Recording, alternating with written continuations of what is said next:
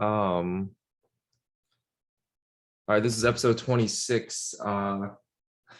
Stephen and I both bright and early. I don't think either of us got a lot of sleep.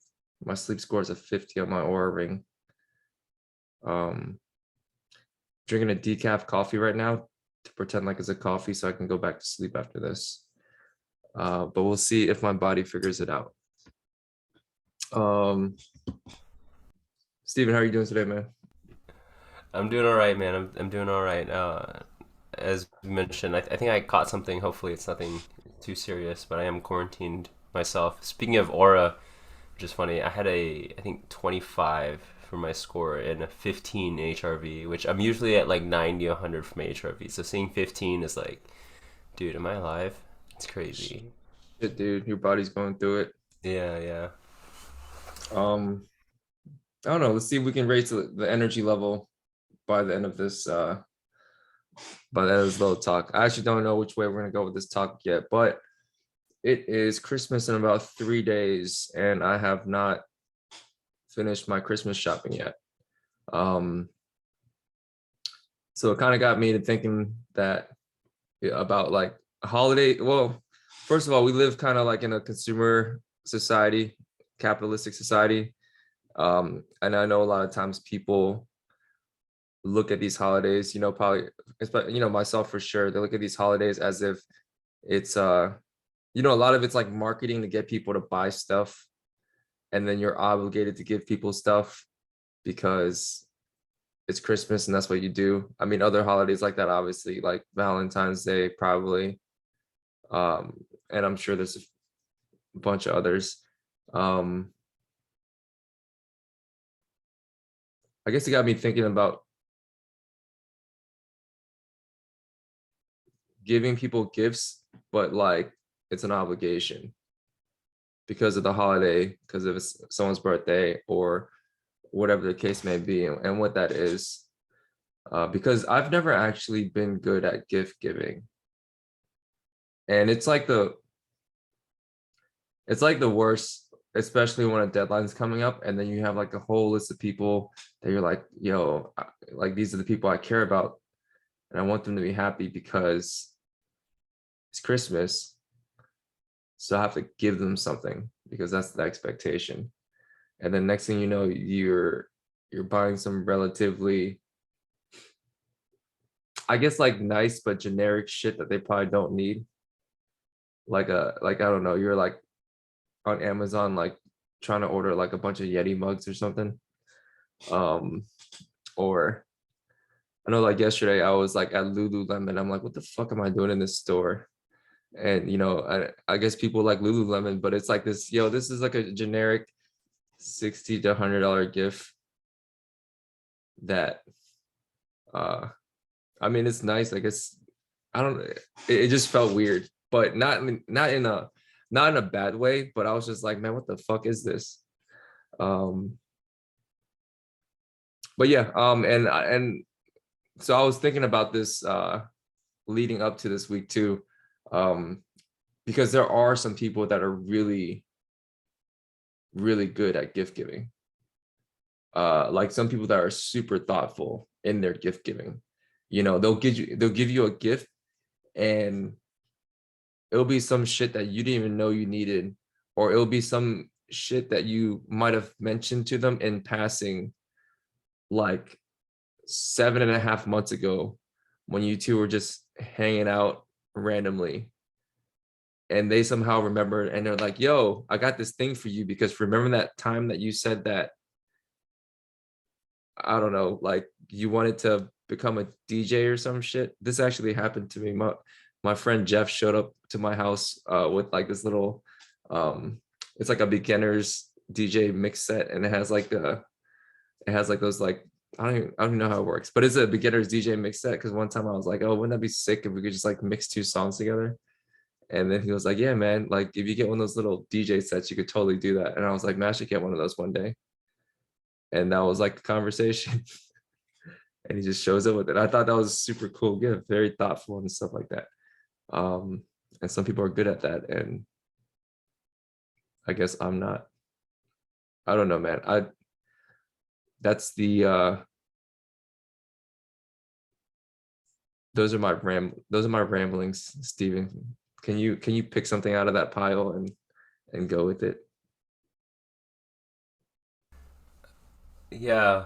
Well, first off, it's funny because I'm equally bad at gift giving, and I think it's even manifested in a way where like I'm like defensive about it, where I'm like ask people not to give me gifts if they can help it, just because like I don't like I know it's harder for me to go to reciprocate, right?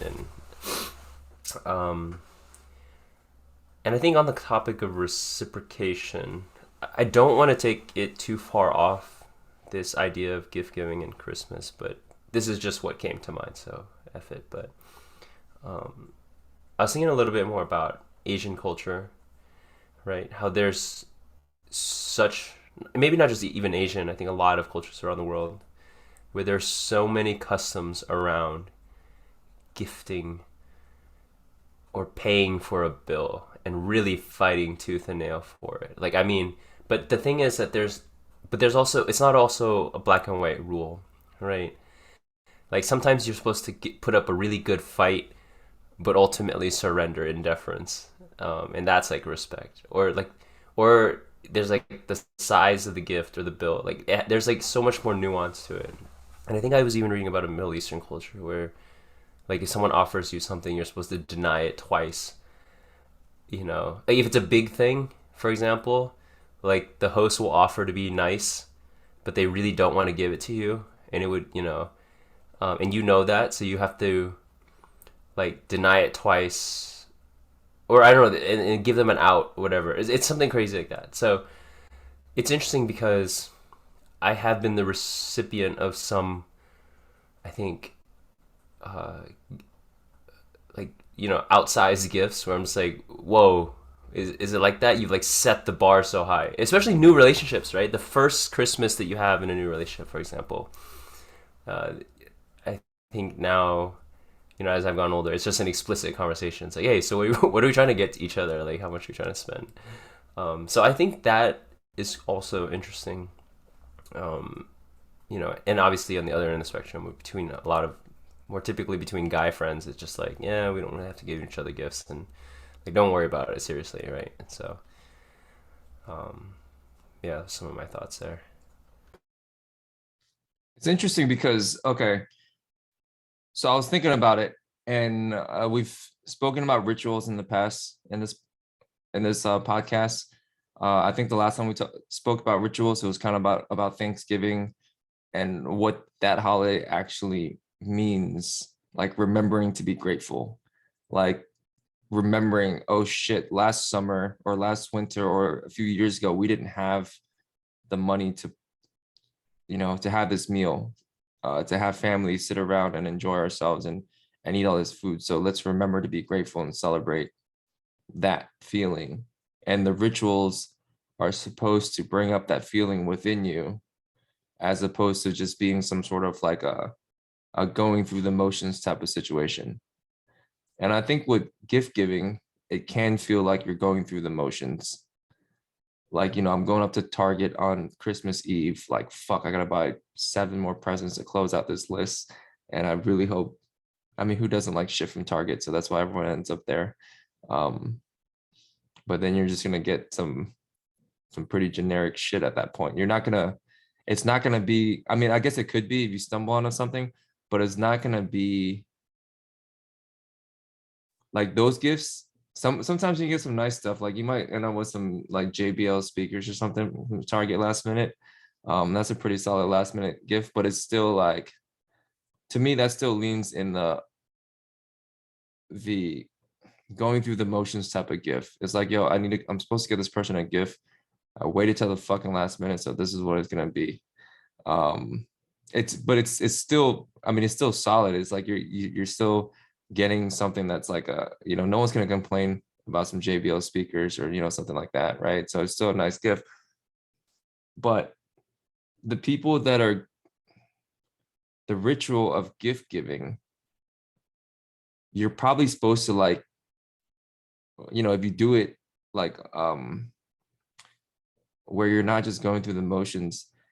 You probably put a lot of thought into that person, this person that's your friend, this person that you've known, for so long. And through your relationship with that person, through your perspective with that person, you're like, oh shit, like this person would really need one of these, or this person would really love one of these, or when I get this person this thing, they're gonna feel like this positive feeling within themselves because they're gonna remember that time that they said this and they didn't think I was listening, but I was listening. And then, and it's kind of like the feeling that you elicit within yourself when you think of that gift, the thought behind the gift, and the feeling you elicit within the person when they get this gift where they're, you kind of knock them on their ass a little because you're like, oh shit, this person got me this thing. And then so I don't know, just some people are really good at that.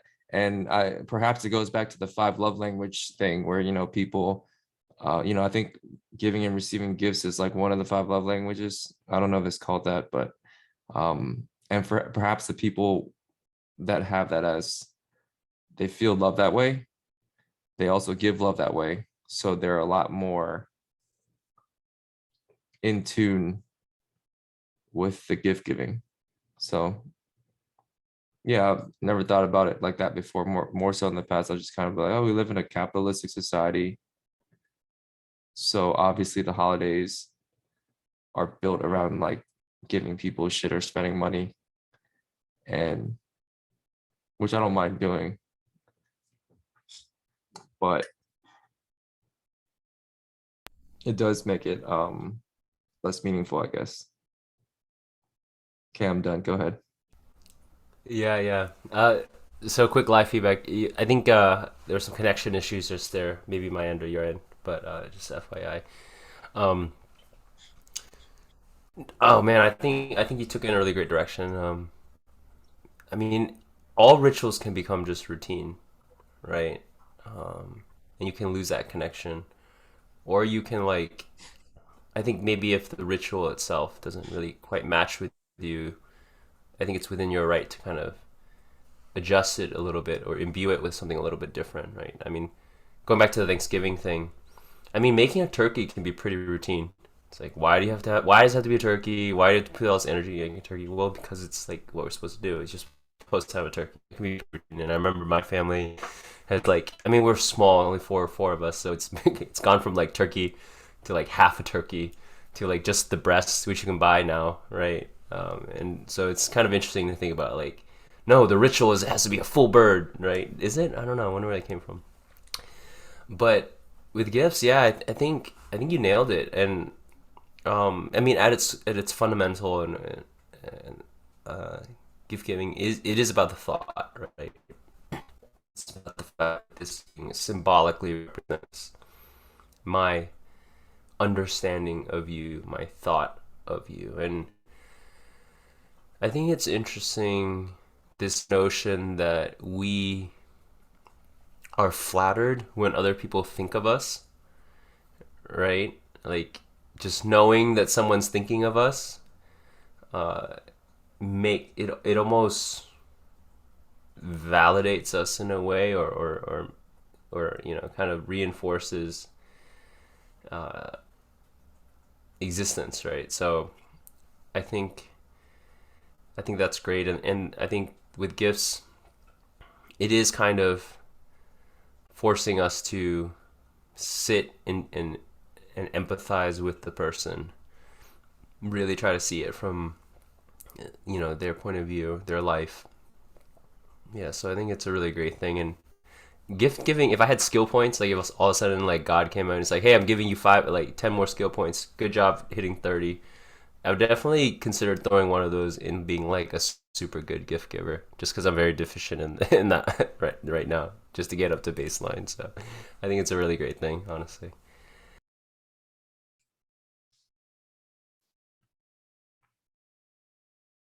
I wonder. Can you think of the best gift you've ever gotten or given? uh Maybe a two-part question. Damn, man, I would have had to do some homework on that one to get that one. I guess I can think of I can probably think of like some thoughtful gifts that I've received. Um I know like recently for my birthday, like I said, my boy Jeff got me that little DJ set, and it was cool because it was something that we talked about probably like I don't know, like 8 months ago. And I completely forgot about it because I was like, yo, I want to be able to mix like two songs. How do you get started? And he's like, oh, I used to I used to do it as a hobby. You have to get one of these like little beginner DJ sets. And I was like, yeah, man, I'm totally gonna do that. And obviously I totally didn't do that. And then he just showed up like 8 months later. And I like you said, it was like one of those things where it was like, you know how like guys don't really get guys gifts. So like it's not like me and Jeff don't like, really like some people you kind of always give gifts to, and like you kind of have a thing where it's like every birthday, like you exchange gifts. But me and Jeff don't have that thing. So like for his birthday, I might hit him up and like we might go get some food or something like that. But I don't know if I bought him a gift in the past. But he just like showed up at my house like like a couple of days after my birthday. I was like, yo man, sorry it's late, but uh I really wanted to get you this shit because I remember we were talking about it and you don't have one yet. So here it is. And I was like, I thought that was super dope because it came out of nowhere. And he didn't, for him, it didn't feel like an obligation at all. It was more like, oh shit, I should get this thing for Hack because, you know, because he needs it or he wants it and he probably forgot about it. So I don't know. So I thought that was really thoughtful. I think I think our mutual friend Min got me a pretty solid gift. She got me a sign that says, um, "All we have is now." And I don't know if you remember, but you put that as a background on my phone like 3 years ago or something like that. And I don't think I've changed that background. And then so I think she noticed that I had that as a background, and she bought me a very similar sign, like almost the same sign as that. It looks almost exactly as my phone background, but it's in orange because orange is my favorite color. So it was cool because like it's like it's very observant of her to notice something like that and then gift it to me and make me feel a certain way about it. I think my internet just kind of like skipped a beat. So hopefully you got some of that. Yeah. It's not so bad that I can't fill in the gaps. And I think it's worth just forging on, but definitely becoming robotic and lagging at times. So all good, all good. Do you have instances of either good gift giving or gift receiving, I guess?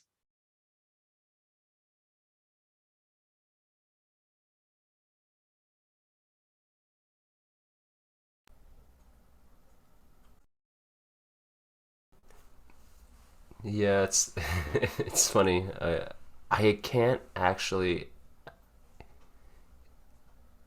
and I think I don't know. I actually can't think of any like there have been moments that have knocked me on my ass for sure. People give it, and I'm just like, oh my god, wow, like seriously. Um, but I don't know. Maybe it speaks to something in my personality too that like I know it's there, like, but I just don't have it in like readily accessible form. You know. And then I think what's interesting about maybe gifts that I've given is because I'm not by any means someone who gives gifts regularly or what have you. And one thing that I do actually, here's my gift giving style is I'm pretty utilitarian and like into lifestyle design. So oftentimes if I find something that fills a gap in my life functionally, and it meets certain criteria, I'll get it. Um, and recently I'll just buy like 10 of those things uh, just to give out randomly, regardless of holiday or event, and try to be low key about it. But what's been very meaningful to me is oftentimes I'll hear way after the fact how meaningful it was for that person. So, for example, One of my recent. This actually just happened recently. So I'm pretty go with the flow, like kind of person, and grab a bag and go. And I came to this realization that, man, I can survive anything as long as I got my credit card, whatever, right? Fit, able, young. But the only times I've been really caught off guard is when I can't find water. Like I don't have enough water. Like there's just water was like the thing. And so I bought this like water bladder, kind of like the ones that you have in hiking backpacks, but it's like a different brand. And then I gave it to my friend randomly, and yeah, apparently he's like traveled multiple countries with it, and I didn't know this. Right, he traveled multiple countries. He bought a second one. He's like outfitted all this stuff, and he's just like, yeah, man, I use this so much. It's crazy. And yeah, just hearing about it after the fact. And so I think maybe the styles of gift giving are really interesting too. I don't know what it can be extracted out of that. It's mostly just sharing personal experience. But there's one thing. Maybe I'll try to turn this into something like, again. So my style is like extremely utilitarian. Like buy it because I need it. Buy it because you might need it. Uh, but then there's also like buying someone like a Louis Vuitton bag, right? Um, and I don't want to hand wave that away as like, just a material buy that just has no merit to it. But there's, everything is valid in some way, shape, or form, right? So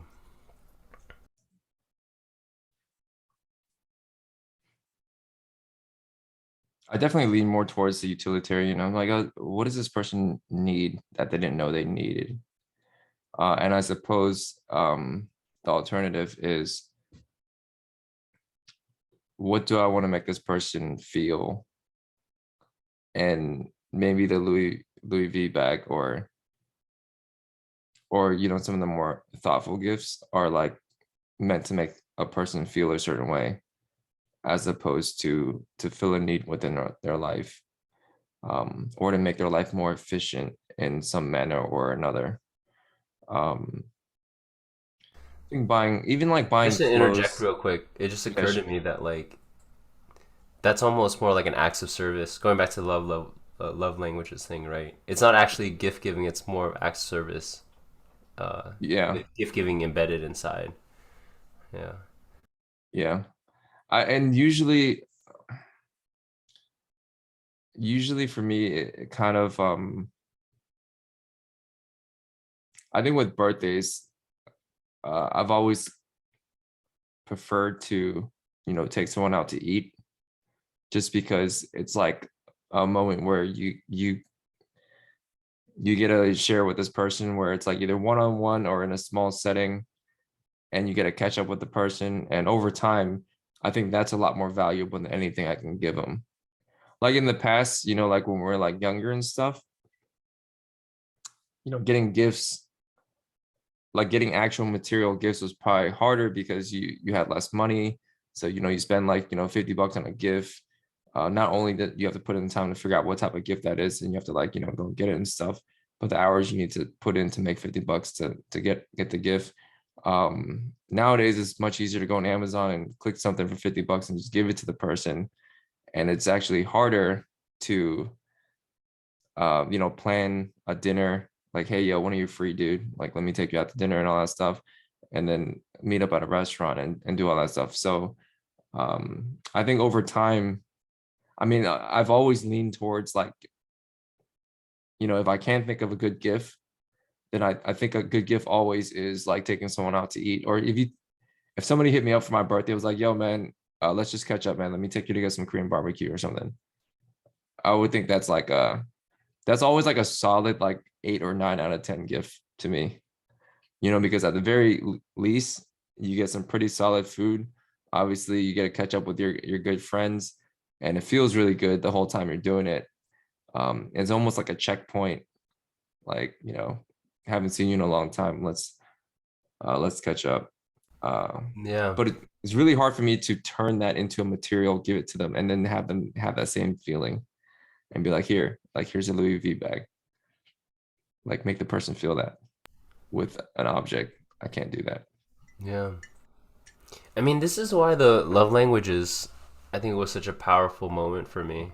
Because, I mean, even as you say this, I'm realizing that you could say that your gift that you like is actually another love language again. It's quality time, right? But the gift is quality time, almost. Is that fair to say? Yeah, I think so. And I think and I guess when I was speaking is like over time, quality time becomes more scarce, Mm-hmm, mm-hmm. so it becomes more valuable. So if somebody's like, "Hey, like you want to get dinner?" then to me that's like, "Yo, that's pretty dope. They're giving me something that's pretty valuable. It's a very limited thing." Resource, yeah, yeah. Yeah, there's a pithy quote for that. I thought of when you said that. Is they often say that when you're young, you have time, energy, but no money, and then when you're an adult, you have money, energy, but no time, and then when you're in your elder years, you have money, time, but no energy. So all of those three resources kind of rebalance, right, over time. Damn, gotta maximize that energy, man. Yeah, yeah, yeah. We should do an episode on love languages. I would have to probably read that book though, or at least read some sort of summary to feel okay to talk about it. I know it very generally, obviously over the years. I don't know if you ever read that book, um, but that's a good one. Like understanding how you give and how people receive, and I think it's a very general framework too, so it's easy to work with. Yeah, yeah. I read it a long time ago, and it's a pretty quick read. Um, and I think that would be great. And actually, I think it's just the start, right? I think it's just what gets people into it because eventually, I think there's n number of love languages. Eventually, when you start to get really finessed with it, and that's always been my defense of Myers Briggs, which is like based on Carl Jung's psychoanalytic theory, personality theory, is that like I felt like with that it gave me, um, it's more than just the letters. It gave me like 16 other love languages uh, for that. So I think it's very powerful. But eventually, you want to break out of the world of heuristics and rules and get that sense. So yeah, have you been? I mean, outside of maybe substance induced experience moments or things that have like radically increased your empathy or increased your ability to like, maybe your fluency with love languages, maybe to frame it another way, right? Like if like aptitude in being able to fit your love to people has that has that how's that like Um, I think evolved for you over time?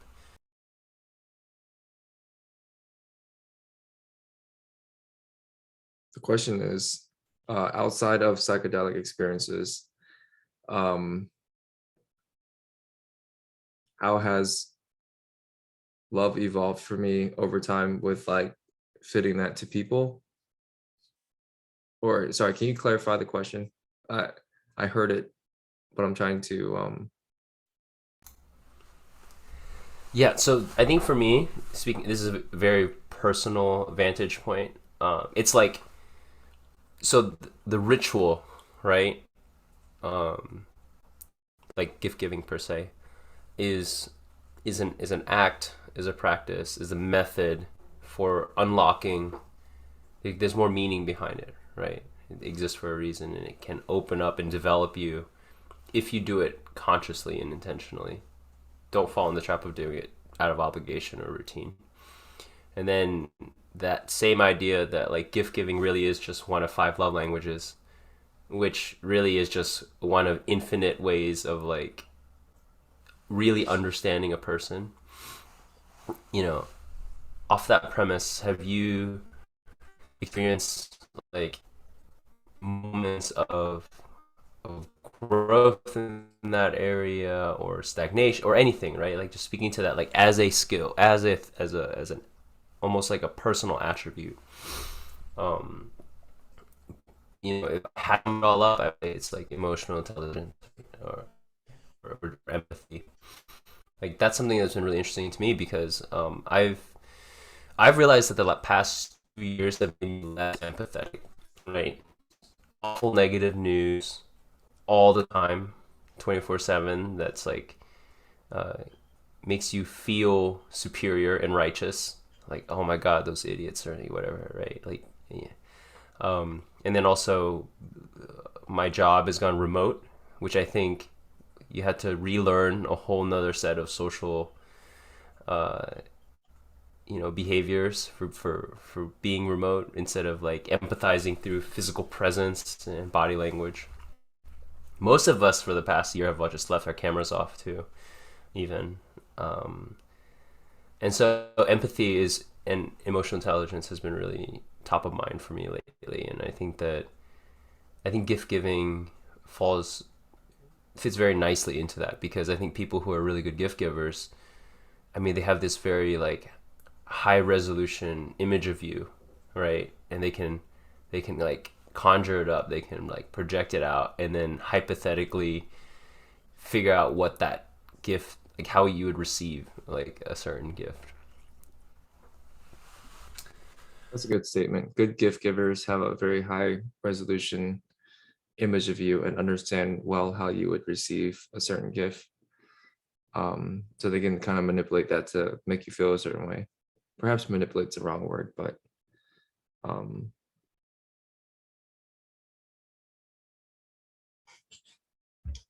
sorry, I didn't I still didn't comprehend the question. I could probably start randomly talking and we'll see No, if we that's get there. fair. That's on me, Um, man. That's on me. Anytime no, someone no, asks me to sum it up, I'm just like, okay, let me add let me add more to it. Um, um, outside of psychedelic experiences, I think that's much harder outside of psychedelic experiences. In general, for someone like me, there are lots of constructs and ego things in my head that um, that I'm sure I'm unaware of. But I think when you have experiences where those things are more likely to kind of like melt away, then that for me, that's like kind of like when the development happens. Because once you see it once, without the ego in the way, then you know that it's there and it induces that feeling and you remember things based on how you felt, not what you know.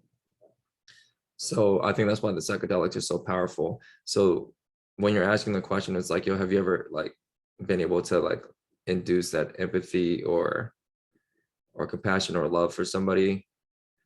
Um, minus the psychedelics. I think that's what you're kind of asking, right? Then when does that happen? Well, I would say I would say it doesn't happen that often without psychedelics.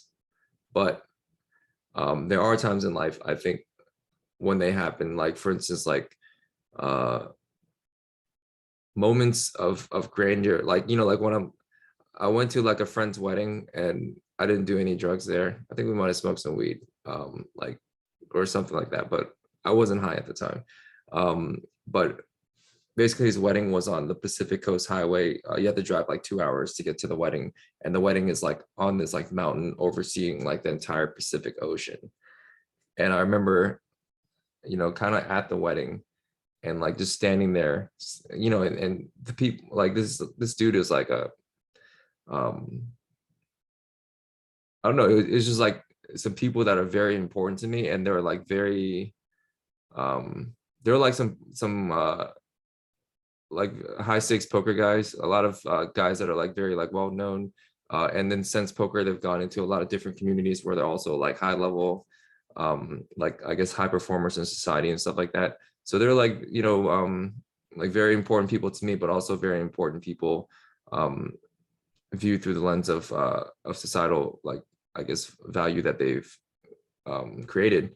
And we're just standing, and you see how vast the Pacific Ocean is, and then you see like all the waves like just in the background, and you, for as far as the eye can see, and you see like the sunset, and then you realize like how fucking small and insignificant you are. Like all the energy and all those waves can literally just like, it's just, and that's just one, what you can see for this one little segment of the Pacific Ocean, which is obviously like millions and millions of times more like vast than that. And then that's just the one planet of Earth, under like, millions of stars and whatever. And I was just like, I don't know, like I think that moment and realizing how small you are, um, helps me, uh, I guess, I want to say like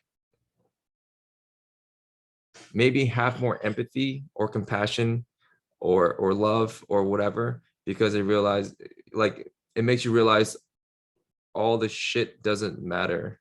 Like when I say shit, I mean like ego constructs, like the bullshit that blocks us from feeling love for each other in a day to day, that shit doesn't matter.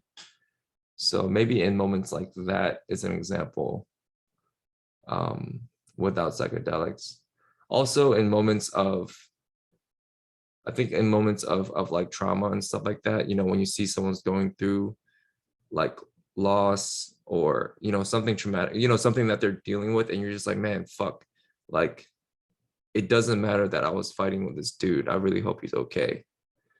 Um, I think those moments are the moments that kind of like, it's like it increases the I forget what the terminology is, but it increases like the the dial on life to where it's like super, or more high definition, like it pulls you like right in there. And I think that's when, without psychedelics, I could feel like love or empathy or compassion for people a whole lot more, and I think it sticks with you even after that. For me it does, at least feels that way. What about you? Yeah, yeah, I would agree with all that. Same for me. And I think maybe if I could build off of that, uh, I kind of see it as in like with all progress and all growth, right? I feel like it's you can segment it into different phases. And I know for me, those experiences that you alluded to, it's it's more in that phase of like getting out of your own way, right? Like usually if you're trying to improve, like, people heavily index on the things that they, oh, I need to do this, I need to add this, I need to modify that, right? Like I read this in a book or whatever. But really the 80/20 of that is like stop doing the things that are making it worse for you, like getting out of your own way. Like you're just in your own way. And I think that those experiences helped me realize that like I've been in my own way. Like the ego has been in the own way. Separation has been in the way, right? And this is where I think the word integration starts to come into play, because you come back from those experiences. It doesn't necessarily mean that you're any different or any better, right? It doesn't mean that I come back from it and like I'm a better gift giver, for example, because gift giving is a narrow scope, right? It's a practical technique almost, if you look at it in that way. And so it takes work. It takes work now. Like, okay, so how do I translate now this like bigger sense of empathy and understanding? I might have meditated and thought about my relationship with this one person. Now, can I actually like show it, right? Am I any better now when push comes to shove? And I think because we've been talking so much about integration, that's where I've been for the past month and a half. It's just like, how do I, like, I think of the five love languages, we all have our strengths, we have our weaknesses and preferences. How do I get better at those ones on the other tail of it, right? That I know I'm not good at. Like, how do I, like, I think a really great OKR for me, objective key results, right?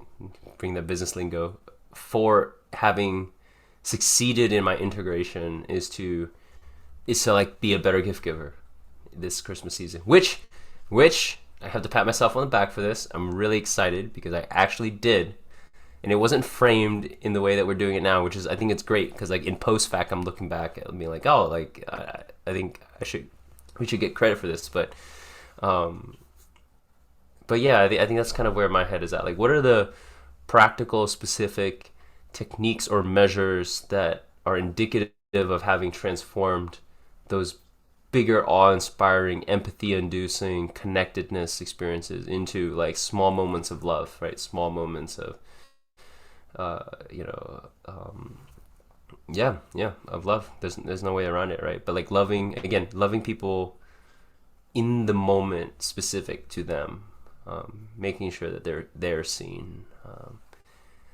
So, and I think that's a lifelong journey, right? Uh, Sucks. I think I'm very blessed to have people in my life that I feel like are already so good at that. But it is a life journey, long journey for us all, no matter where we stand. So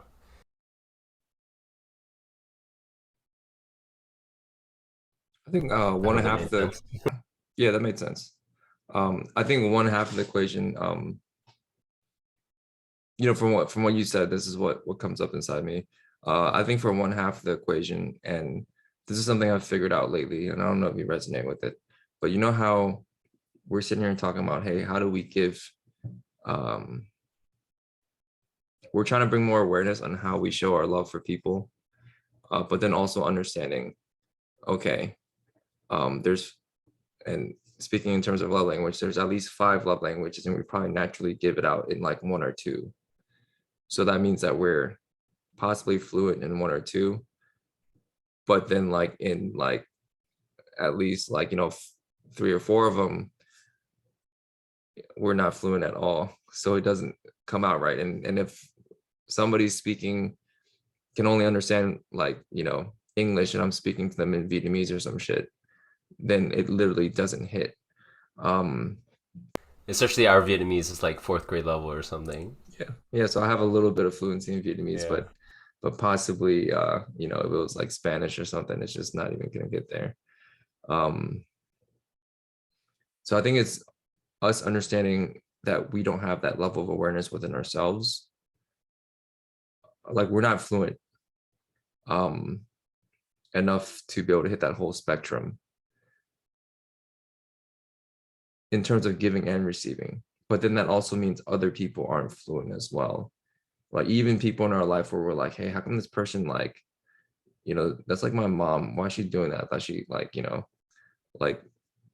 wants to I thought she loved me. So why is she acting that way? Um, something like that. But then if we understand that everyone doesn't have that level of fluency, then it forces us to look to see, wait, I know that my mom loves me. So let me take a step back and see how she's trying to show that love. I do think one thing I've realized in the last, let's say 5, 6, 7, 8 years, whatever. Um, this is probably with the help of psychedelics, um, but I do think it's a true statement. And based on this conversation so far, you probably agree with this. People show love in different ways, for sure. And an extension of that is, I believe that there's like love everywhere. You just have to like look for it. If you walk into my house, for instance, and this is an example I like to use because it's the easiest example for me because I see it all the time. Um, if you walk into my house, my parents will always, be like, "Hey, yo, have you eaten?" And it's a Vietnamese household thing. They never say "I love you," but they're always like, "Yo, have you eaten?" And then even when you say, "Oh yeah, I've eaten," a lot of times, like a random plate of food would just show up in front of you. Um, just in case you're trying to be polite or something. And then, from your end, you're like, oh man, I guess I got to eat this plate now because even if you're full, because I think on some innate level or some internal level, like we understand. And, over the years, I've understood this much better as I've gotten older. That's their way of showing love. They don't say, hey, I love you. They say, have you eaten? And so it's very easy to miss that. Perhaps somebody that wasn't Vietnamese will be like, yo, what the like they I told them I've eaten, they brought food for me with, like I know perhaps like, in my earlier 20s, I probably be like, yo, I told you I've eaten, like, why'd you make this plate of food? Now I have to like try to eat it. But then that would be me missing, like me not understanding that's how they're showing their love to me. So I think we need to understand that we all aren't speaking the same languages when it comes to love, because obviously love's like this thing where it's not very obvious. um like like you said, there's infinite ways to show it. But because of that, there's love everywhere, and then so if you always look, then you'll always find it. But if you don't know that it's there, then you might be walking past love like every moment in your life and not realize that it's there.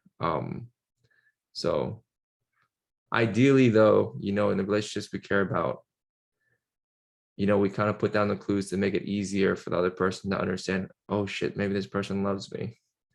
You know what I mean? Make it easy for people to find it. But it's a two-way street. You also have to like, put in a little effort to kind of like keep an eye out for it too. You know what I mean? Yeah, wow. I think we just broke through. Um, at least this morning, this sleep deprived morning. Yeah, 100%, 100%, right? So, um, I think this is where again the love languages concept book is so powerful. And disclaimer, I consider it a method, right? All methods are restrictive by nature to teach you, but they're a jumping off point, right? And I think that with the love languages, you nailed the corollary, which is that people will show love in ways that you can't interpret or receive even. Um, and there's another concept in love languages that I don't think is spoken about enough. And again, I think it's just a start to thinking about this stuff. But it's this idea of your love tank, right? Love tank is another concept in love languages. And obviously, it's not the end all be all, because I think it still frames relationships and love in a very transactional way, which, as we know, you ultimately realize that it's not transactional. It's everywhere. Like you said, I love that phrase. There's love everywhere. You just have to look for it. And ultimately, it should be springing from within, right? Your love tank should always be filled by yourself, and not others. But in getting to that ultimate conclusion, I think it's useful to first think about your own love tank. And one of the other things about love language is that like people can't give love if they're running on empty, right? Like let's say that gift giving is my, for argument's sake, it's the only love language that I understand. Like the other four, I'm literally zero, and I'm like indexed 100% on the gift, but I never get gifts. Now, how am I gonna get like give love if I'm on empty, right? But maybe, you give me a gift and then I'm like, boom, back at 100. That made me feel so loved, and now I can go give. But realizing, like you said, that there's just love everywhere. Another metaphor I've built on top of this is the idea of exchange, right? So, use a personal example. If someone gives me a gift, it doesn't, and they, let's say they spent $1 on it, or $100, let's say. Dollars is going to make this kind of confusing. Okay, 1 unit, right? They spent 1 unit of love or energy to give me that. Just like exchange rates happen in real life, like I don't think I deposit that one on my side at the Bank of Steven, right? Maybe it is a conversion rate, exchange rate. I put 70.7 of that in, right? But their expectation is that they gave the full 1 unit. They expect my tank to have they've invested, right? Like, hey, I have an account with you, right? I'm gonna put $1 in there, and like I'm also gonna expect that compounding interest equation happens off that $1. And then if I'm like, no, sorry, it's actually been 0.7 this whole time. And I think the challenge that I give to myself is, how do I make it always 1-to-1 in terms of the love that I give and the love that I give? How do I maximize that rate, right? Um, Obviously, I'm not going to put myself in a bad situation where I give 1 unit and you know the investment only gets like a 20% return or something like that. And it can happen, right? You can like it can totally happen depending on what people yeah, where people are at, where you're at. So yeah, I think realizing that, and the Asian parent thing is so great. Like, man, my mom's been throwing me these. I'm not converting them at all. I'm just leaving them there, like, a stack on the counter, like not depositing them for her this whole time, because she shows love differently and from a different culture and time. So yeah. I'm gonna stick with the money analogy. I know translating love into like a money analogy is kind of weird, Yeah. um, but I think the exchange rate between different people, it's gonna vary like a lot. There's certain people, they just act super naturally, and let's say you're around them, and because of your level of compatibility with that person, they're putting in literally zero effort, just being themselves, and you just feel fucking loved, just like, because of who they are and how they are. So in that case, the exchange rate is really high in terms of, maybe they're putting out like 1 ounce of effort, but you're feeling like, 10 pounds of love on your end. And then there's also people where it's like the exchange rate is much lower. They can put in like 100 pounds of effort and you wouldn't feel a damn thing. And maybe those are the people that you aren't as compatible with. So it's more so like find somebody that's like, the friends and the people that are close to you. um I don't want to make it sound like, relationships should be effortless, because I know that's probably not the case. But I'm trying to say, there like certain people, there's probably like a natural, like, like, even when this person is like, just themselves, it feels good to be around them. And maybe that's a signal of the exchange rate, like a potential, like, hey, this could work because it would take less effort. And in some cases, like, imagine somebody you just like totally don't fuck with, trying to show their love to you. You're just kind of be like, man, come on, get away from me, bro. Like, you're cramping my space. um yeah, so when you were talking about that, it just got me thinking, like, some certain people can probably, their 1 ounce goes a lot further. Their $1, 1 unit, whatever you want to call it, will get exchanged into the Bank of Steven at a much higher rate than other people.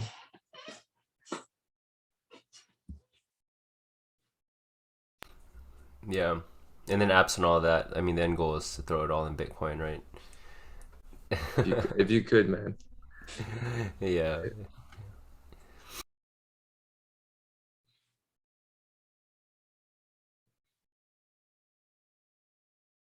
Today's conversation has been pretty interesting. We started at gift giving, and then I think we ended up on love. Um, and when we're talking about gift giving, we're talking about being a ritual and possibly an obligation for some people, such as myself. Um, but understanding what that ritual is for, and if gift giving is to make people feel a certain way, is that feeling love, and the ritual is in place, to help us remember to love the people that we care about, perhaps. Um, and maybe people that are good at gift giving, they're, I don't know, like, it's almost like when someone gives you a good gift, you feel loved, and they probably feel love giving it too. So perhaps that's why they're good at gift giving. And if you view it that way, it makes it a much different exercise than, oh shit, I have a list of 10 people that I have to find a fucking gift for. Oh man, that shit sounds so fucking robotic. I hope whoever listens to this as my friend isn't like, man, fuck, like, that's how he feels when he gets me a gift. That's not the case, all the time. Just some of the time. Do you have a do you have a physical list, or do you have a mental list when you do your gift? um so I used to only have mental lists, but I recently started writing down, like, a to-do list. I have a to-do list app, and I just like have a person, and I just have a bunch of people I have to, like, click off one by one. Yeah. That would be an interesting art exhibit if you pulled people's like gift giving lists around Christmas and you made like a collage of it, right? It's just like a list of names and it's like arrows and da da. Oh, You know, it's funny. Like this task would have been so much fucking easier if I started it like 2 weeks ago. Just because like all the shit you can order on anywhere now, you just like when shipping times were, it's not like, oh shit, only stuff I can order from Amazon Prime with 1 day shipping. The window has narrowed, and here we are. and So here we are. It's crazy the expectation of free shipping, the expectation of 2 days, 1 days. It's like these time horizons have just gotten so insane, you I just know. have no excuse, bro. I have no excuse. You click a fucking button, and it just shows up at your door. Like 2 weeks ago, or 2 or 3 weeks ago, I would have had everything on fucking Etsy too. That's literally probably anything anyone can fucking make. So it would have just required a little bit of thought, maybe a little bit of love, a little bit of effort from my end. Um, Have you heard of Parkinson's law? It's funny that I haven't brought this up earlier in our podcast. yeah, I've definitely heard of Parkinson's law, dude. I live that shit every day. Yeah. Good. So for those that are listening, it's work expands so as to fill the time available for its completion. And so I think it's just human nature. And how good are you at faking a deadline? And what? Like faking a deadline. Let's say something's due in Uh, 10 days and you're just like, all right, if I understand Parkinson's law and I make myself think this is due in 3 days, that I could get a lot of this shit done. I'm terrible, terrible.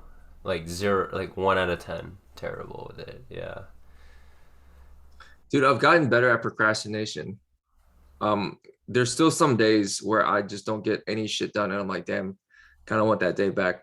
But there's also days where I'm like in it, and I'm not, on Adderall or anything like that, and I'm just like getting shit done for the whole day. And afterwards, I look back, I'm like, damn, that was a pretty solid day. All I had was one coffee when I woke up and maybe a green tea in the middle of the day, Yeah. and so I feel like I'm getting better. But there are still like I would say out of like the 5 days or 6 days I'm expected to work in a week, Yeah.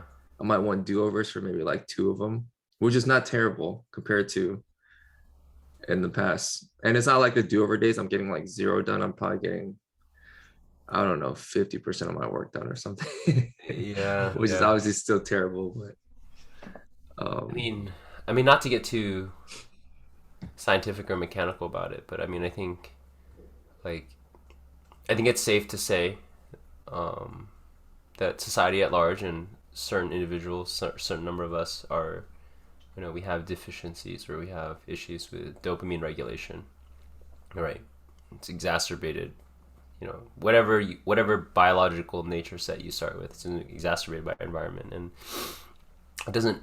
I mean, it doesn't mean that like at certain times we don't just hit a certain stride. The dopamine level is just right that day, and we get really interested in something. So, I've kind of chalked it up to that. Um, but anyway, that aside, one thing that's been really interesting to me is the one place that I have been really great about that is fighting, right? Going back, obviously, if you're new to the podcast, I'm going to be going back to, I'm a Muay Thai fighter, and I always going to draw analogies and symmetries there. But what's interesting about fighting is that I know that I can't pull an all nighter on that, right? Like, I can't just like squeeze in at the last moment, and you have to have faith because like your body, like to getting back into shape, like you put in the work for a day, that day or that week, and you're not even sure if you actually got better at all. Um, and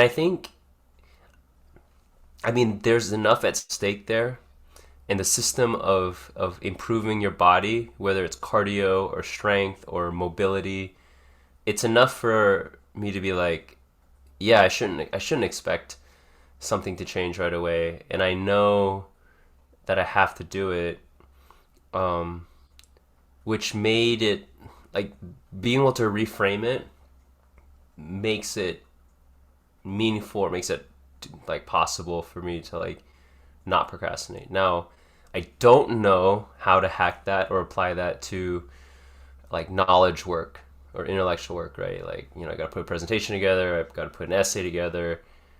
Like, there is not this same idea in my mind that if I pay it down, you know, let's say like let's say like it's an outstanding balance, right? Really, like if I pay it down every day, it's much better, and it's the only way to go about it. So,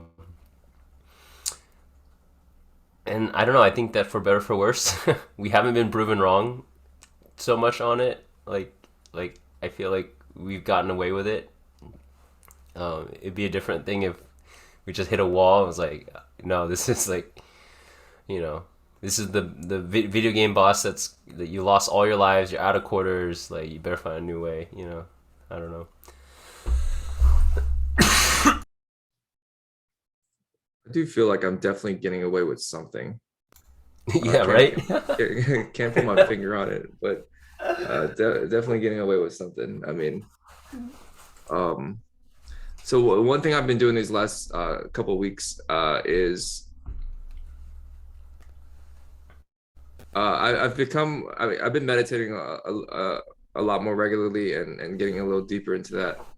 Um, and the difference between me meditating now and before is I think I have intentional effort on how to take that practice like off of the cushion.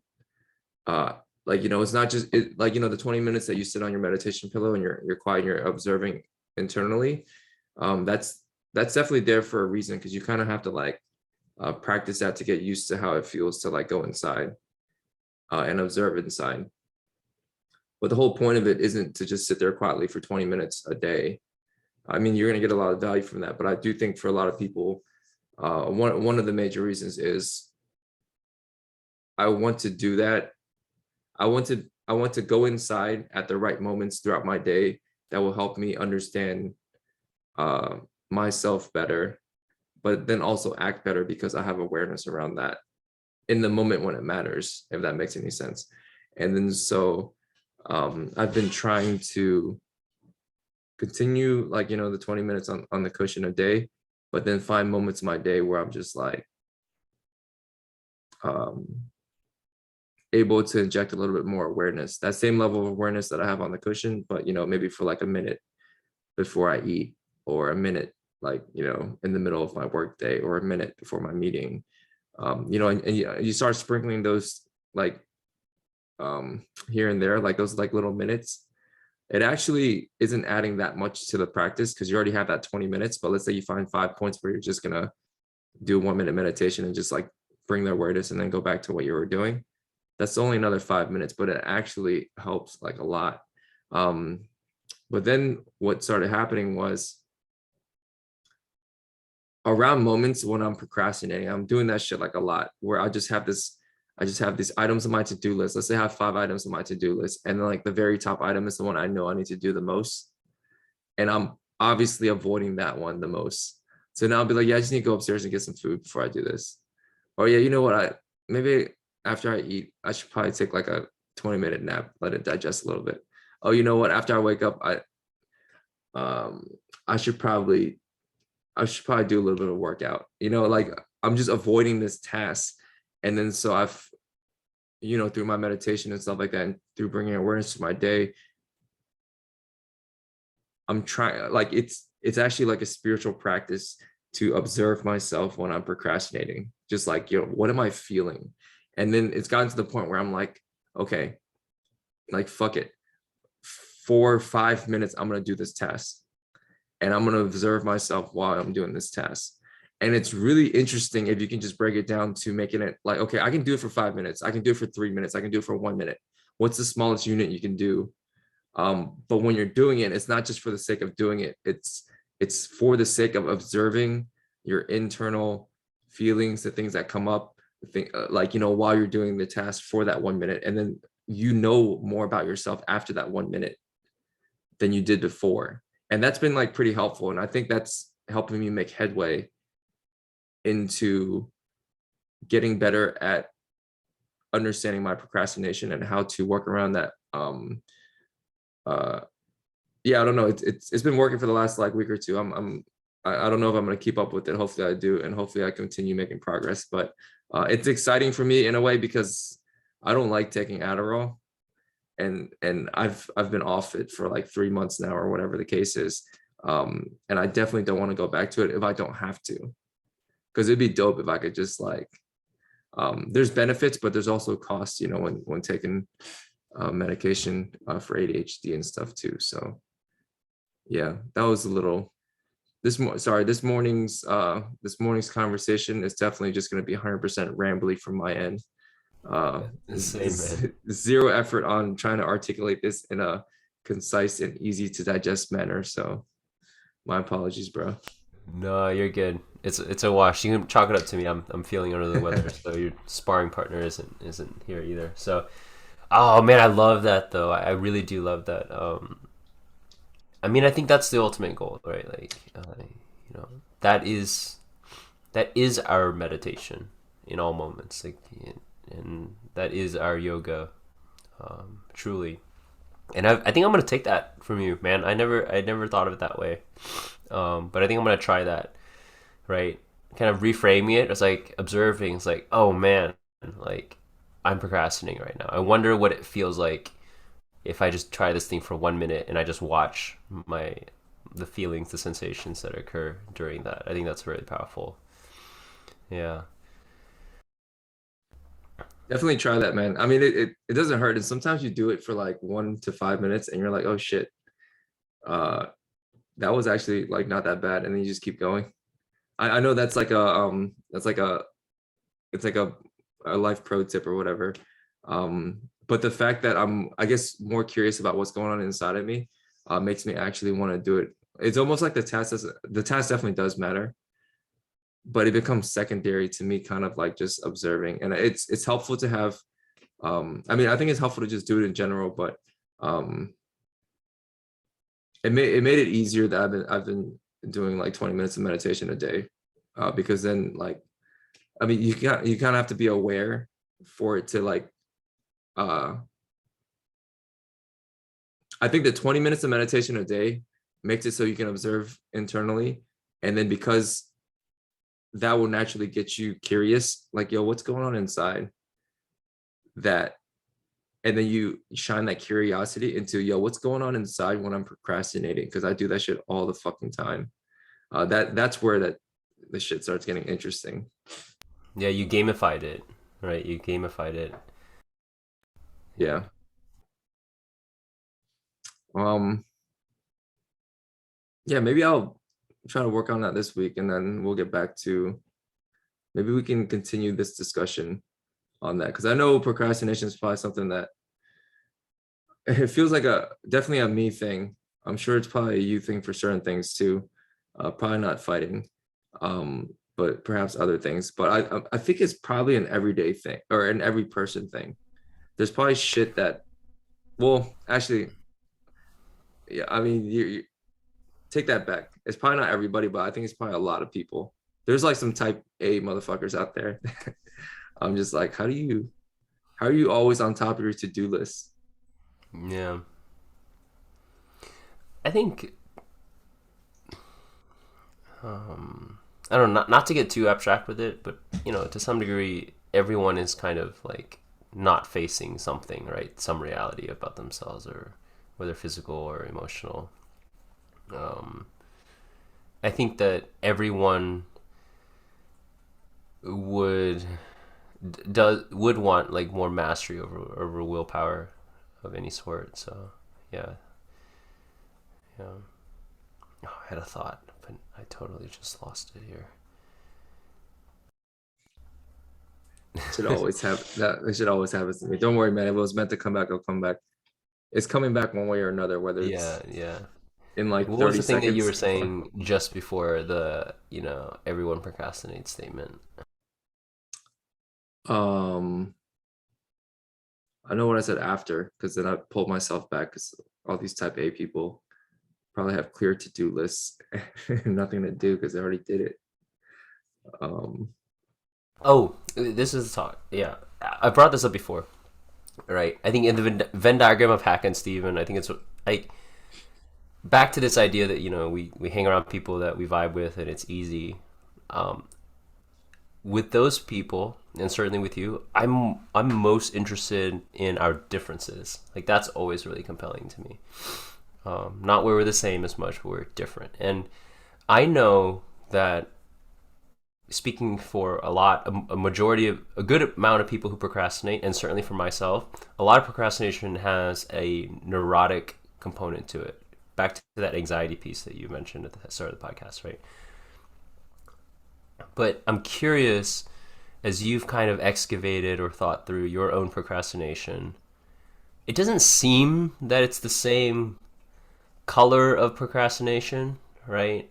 Like, have you kind of thought through from an emotional perspective what barriers or blockages there might be? I know, like, for example, perfectionism is a common cause for procrastination, right? You have this ideal in your head, which obviously you're not going to hit, especially not in one go, right? And so then that inhibits you from making any movement, because it's almost failure is implied from the start, and so, you know, so people can't move, but or anxieties or what have you. You know, I'm curious about if you've, you know, speaking a little bit more to the emotional side of procrastination, if you have, you know, if you've understood a little bit more about yourself there. Um,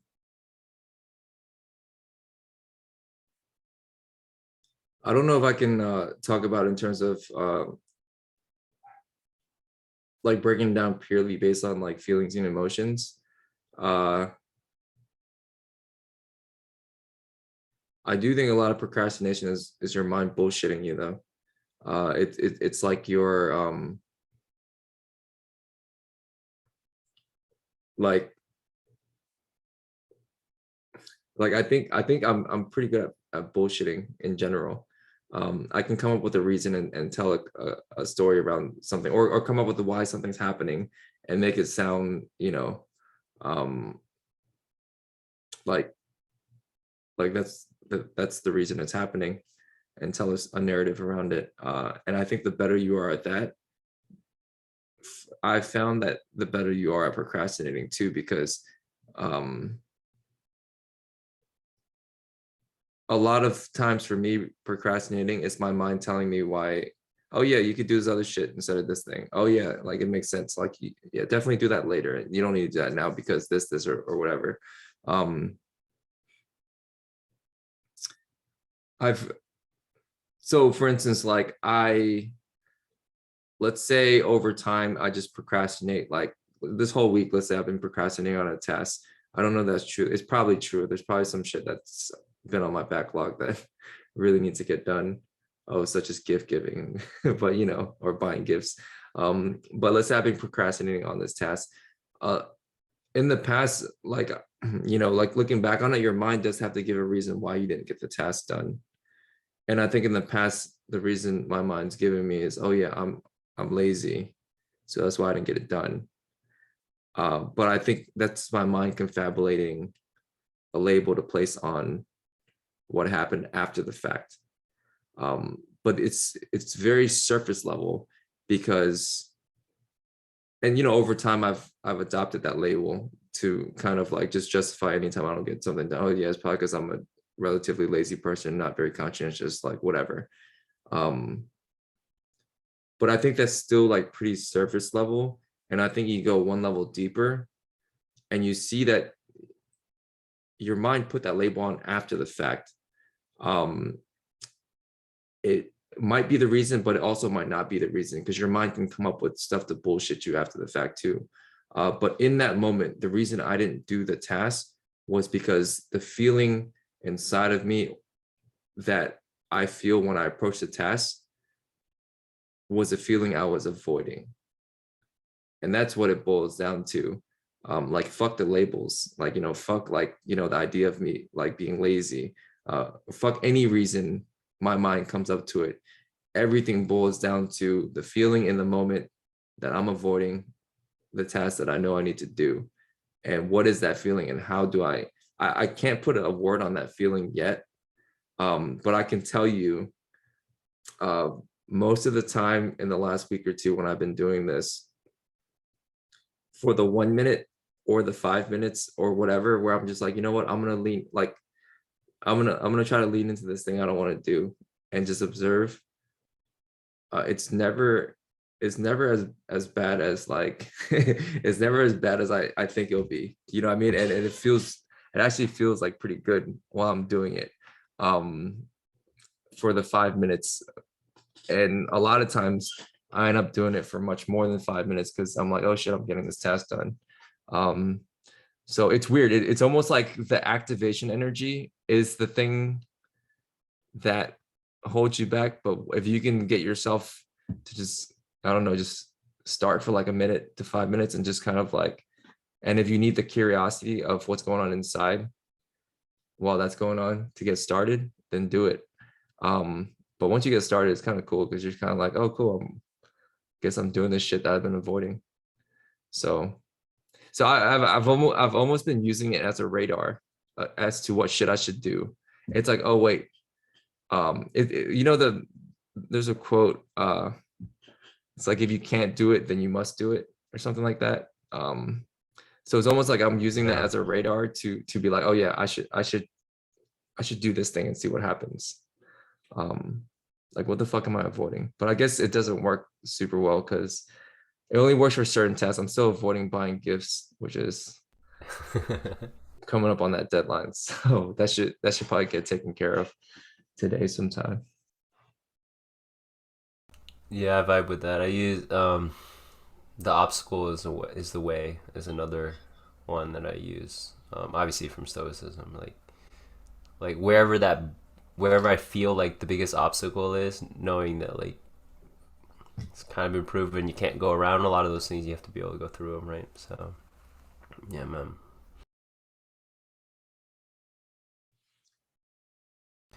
You know what's interesting? So I think it makes sense that this week was um, Christmas related, but looking forward, next week is New Year's, and I think we're talking a lot about procrastination, execution, willpower, or even just like loving better, right?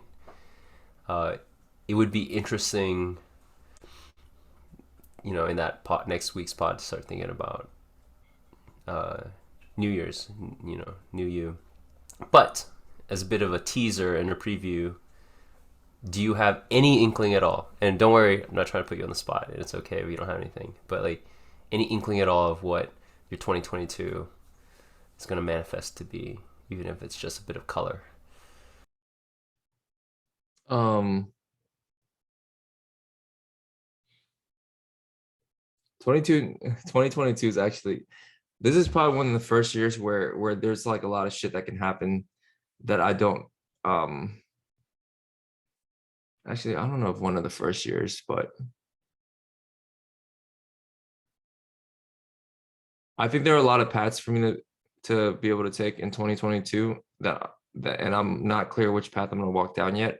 And I'm talking about like different avenues of life in terms of um like work, people, and relationships in general and stuff like that. So I think it'll be a really interesting year for me. I honestly thought you were gonna ask me about New Year's resolutions, and so I was like priming that in my head, but then you didn't ask that, um, so then I'm thinking on the spot here. Seems to be a theme this morning. Um, but yeah, I don't have a lot of color for it, honestly. I mean, there are certain things that I think I know I want to do. Like I know for sure I want to go to Burning Man and and things like that. But those probably aren't like the macro like life things that are, that could be it. Like I don't have like a 1, 3, 5 year plan. And then, this quarter I got to do this if I want to get to this 1 year thing. And then this year I got to do this if I want to get to this 3 year thing. And this 3 years I got to do this if I want to get to my 10 year goal or whatever it is. But maybe I should. That might be an interesting way to go in life. Seems like a lot of planning though, man. I'm super go with the flow. I don't know. What about you? Do you have any 2022 stuff? I know you said you want to get back into fighting and do a fight, right? Yeah, yeah, definitely. Um, So I think chunking it is the strategy and the way to go, right? So even if you threw, like, I also want to go to Burning Man just like you, and just knowing that puts so much structure on the whole year if you think about it, right? And so yeah, I think fighting for myself. I think between Burning Man and fighting, it feels like the year's already taken up completely if you think about it. I do want to move into so a lot of my travel has been more about understanding culture, immersing myself in like the different cultures of mostly Asia. But I think I want to start exploring more backcountry type of stuff. Like, I don't know if you've seen pictures of doing like hikes in Patagonia or even the Machu Picchu hike in Peru, which, Peru is a fun place to be for other reasons. And Yeah, I think that's something that I'd like to make time for. Maybe exploring more of our backyard with a backpack, and then maybe seeing if like we could book a flight somewhere and um, doing a different type of travel, right? I think it's interesting because COVID really took away travel. But if you think about it, it's one of those things that can always be there. It can always change so much depending on where you are at life, what stage. Um, whether you're traveling for food, culture, whether you're doing Europe or Asia, whether you're doing it with family and friends, all sorts of stuff. So yeah, I think I'm looking forward to those three things in particular: Birdie Man, fighting, and nature. A lot more nature, I think. Forgot about traveling. It's funny. I forgot about traveling. Yeah, Traveling, yeah, traveling is probably traveling would be fun. And I guess when I say traveling, I mean like outside of the states too. Inside the states, it is traveling, but I don't view it as traveling as much for some reason. It's just kind of like, I've already been to California. Yeah, like I guess there's certain states I haven't been to. Maybe I should look into those. That yeah. might be fun. Well, it's the culture shock, right? Like I think like um, you can't define a whole separate tier of traveling around like not knowing the language or having to go to an embassy if you wanted to be treated like a normal citizen there. Like, it's just crazy stuff that I think we take for granted sometimes when we Yeah. travel. I feel like as soon as the world opens up, that first 6 months of traveling is gonna be like, I don't know, probably super dope, just to like be able to see things like that again. It will probably hit different for people like traveling, but also people like, seeing like, people coming around and stuff like tourists and stuff again. But I guess, I mean, it's not like travel's like shut down. Well, did they reopen travel when all the numbers went back down, or was there like a Yeah. moment when people, because right now it's probably shut down, right? Right. I think we're probably closing that back up, but yeah, it was open. I think it just had like I think because of the quarantine periods though, it was like prohibitive unless you're doing it for work. Because Mm-hmm. I know, for example, Hong Kong, Taiwan, and stuff like that. Like if I mean, it was like a 2 week quarantine in like in a hotel where they like delivered meals to you or something. You know what I mean? And most people can't afford to spend 2 weeks of their travel time budget just in a room. Uh, so I think it stopped a lot of people, unless you were again doing it for work. But Yeah, not very practical to wait in a room for 2 weeks to get in the country. Um, this was an interesting pod. I think we went to a lot of places. It was very rambly, but I think because it was rambly, we went to a lot of places, which is good. Um, I like the energy level on this pod. I know we came in with low energy and then we went up a little bit, but I think we stayed at a moderate a moderate level throughout. Let's wrap this one, and next week we'll probably, if we have one, I know it's holiday week, so I'm not sure what your schedule is, but if we have one, maybe we can continue to talk about New Year's because I do think that's a cool topic. yeah, yeah, I think we should make an effort to make it happen because it's the last week of the year, week 52 out of 52. Um, Yeah, we should do that.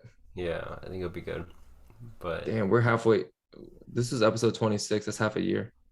Yeah. Oh, literally. How did? Yeah.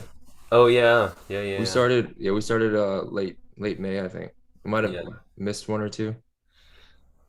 Wow, we almost timed that perfectly. Like if we started a week after, or we would be 26 right at the end. That would be literally 50%. Yeah. Maybe we should set 2022 goals for the pod on the next pod. Oh yeah, yeah, And then yeah. maybe we could do a year in review.